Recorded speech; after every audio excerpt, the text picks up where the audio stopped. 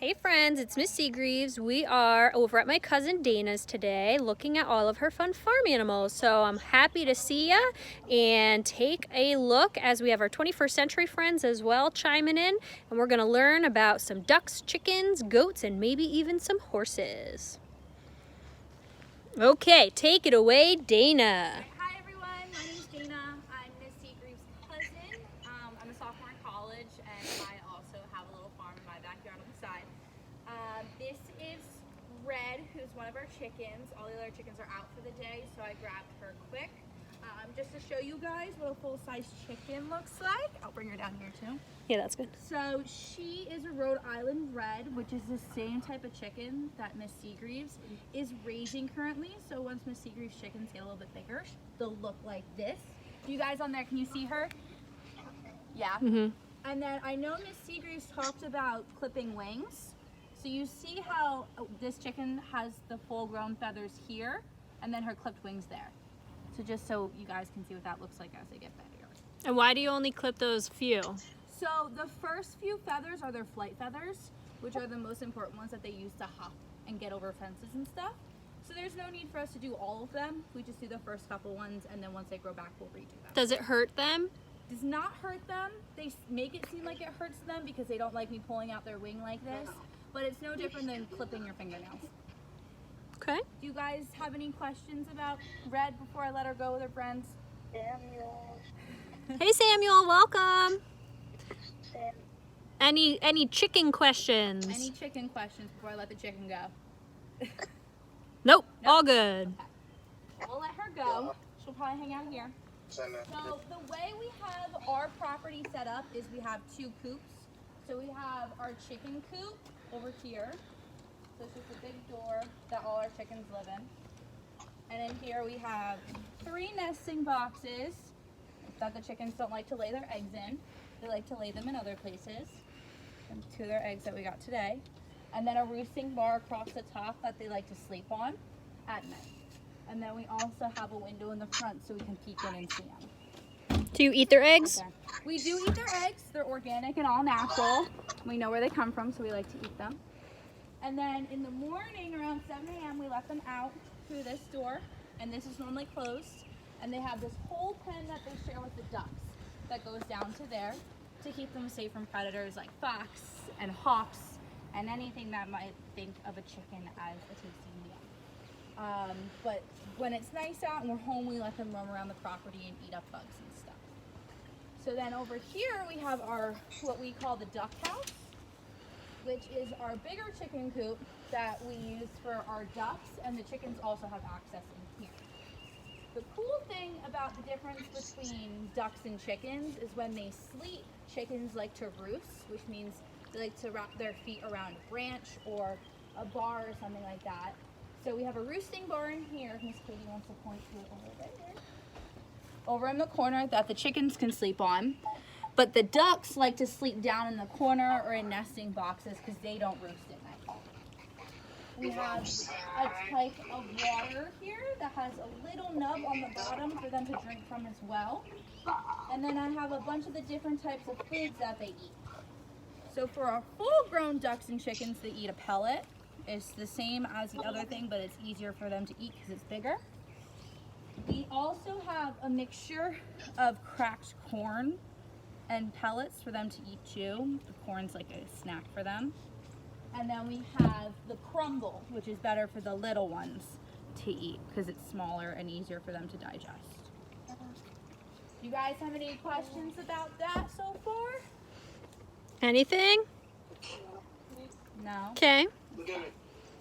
And then if we come over here, we can talk about the ducks a little bit. I'm not going to crawl in there to catch them. But we have 5 ducks. We have the 2 brown ones that are Tweedledee and Tweedledum.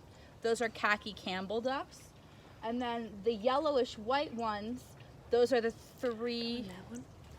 yeah, you can go in there. The 3 Stooges, Larry, Curly, and Moe, that are Masofsky ducks. They're just different breeds, and they'll turn out to be white. We don't know if they're boys and girls yet because we'll find that out once they start getting to be the age of laying eggs. The brown ones should be laying soon, and then the white ones have a couple more weeks. The difference with ducks and chickens is that ducks, as you can tell with the ones swimming, they need access to water and they drink more water than the chickens. They like to swim in it. It's big enough for them to swim in, and they make it really dirty really fast. You can see that that brown duck has his head under the water entirely. That's how they like to drink their water. They don't just stick their beak in like the chickens do. Another thing is you see this ramp here for the ducks.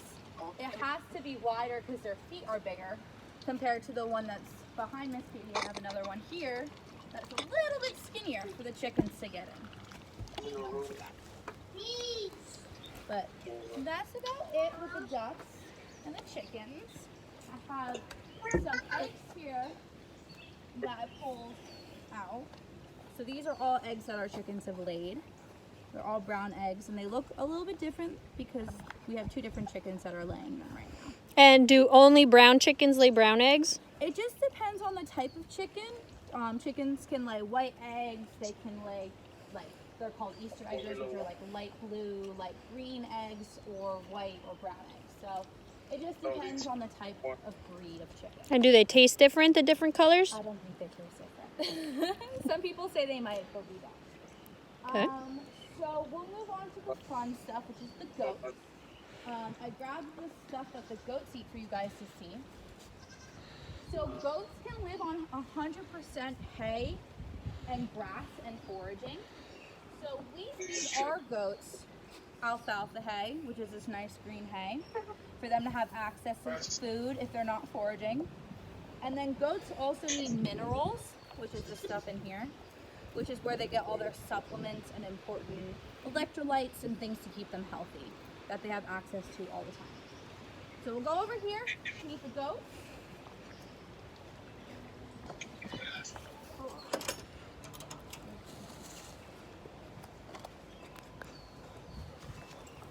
So these two boys are Pooh Bear and Tigger.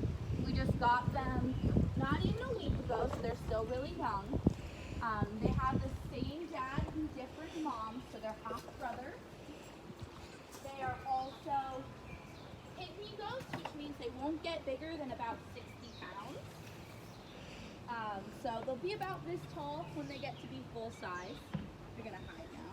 So this one's Tigger, and that one's Pooh. I can touch you. Come in. I'll bring you up here. So goats normally have horns. So see how he doesn't have any horns here? That's called being pulled.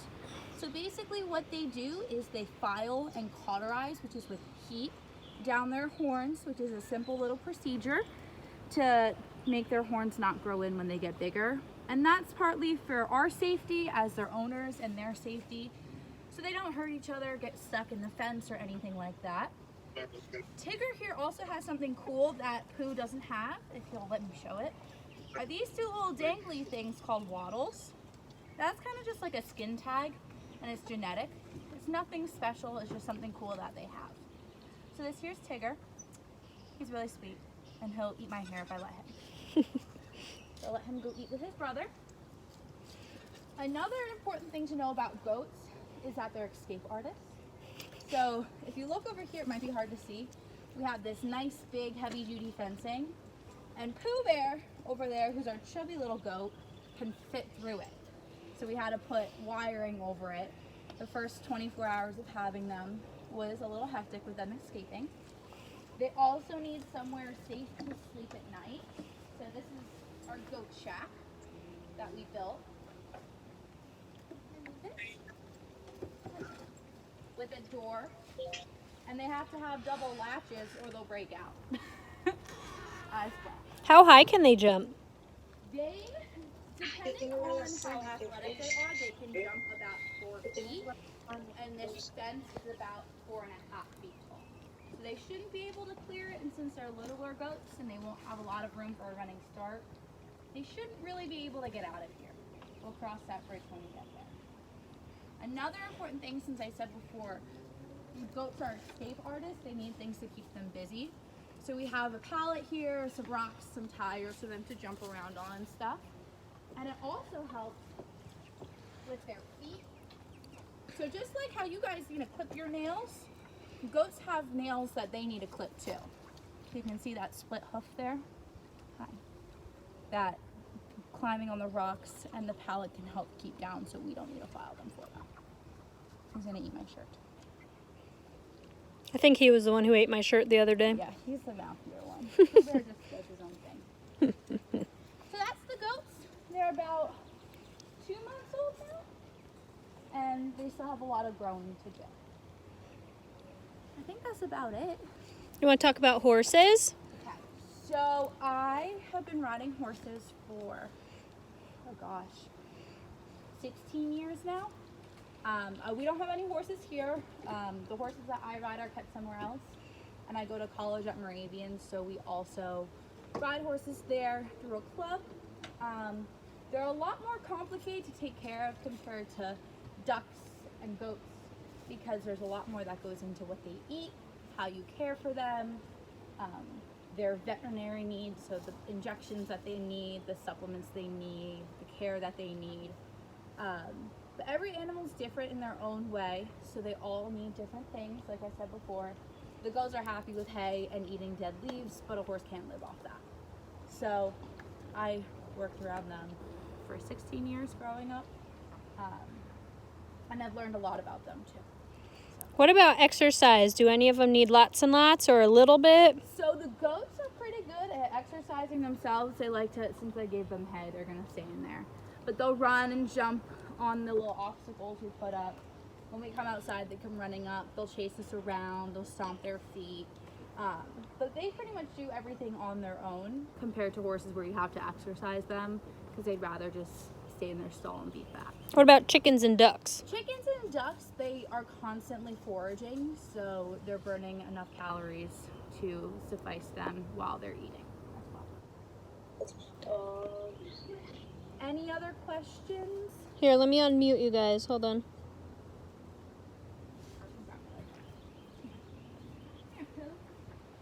Okay, Go ahead, Amara. why are like most of them named like Disney characters? It's a good question. Why are they mostly named Disney characters? So Pooh Bear and Tigger, we had a whole list of names that we picked out for them. Hey.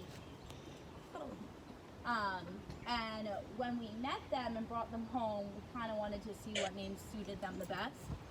And since Pooh here, all he does is eat and he's a little chubby, we thought that'd be a suiting name. And Tigger doesn't sit still. So we thought those would be good names for them. And then the ducks, those are just names my mom came up with, that we decided to use. We like Disney shows, so that's where we got the ideas from. Good question. Mm-hmm. Any others? Samuel or Hang, if you have questions, you just got to unmute yourselves.